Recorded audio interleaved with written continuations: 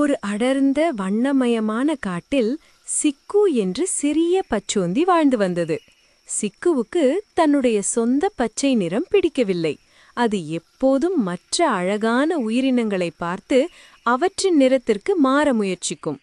ஒரு நாள் ஒரு பிரகாசமான நீல வண்ணத்துப் பூச்சியை பார்த்து அதே நீல நிறத்திற்கு மாறியது.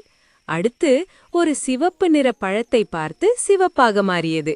இப்படி மாறிக்கொண்டே இருந்ததால் அது யார் என்றே அதற்கு மறந்து போனது.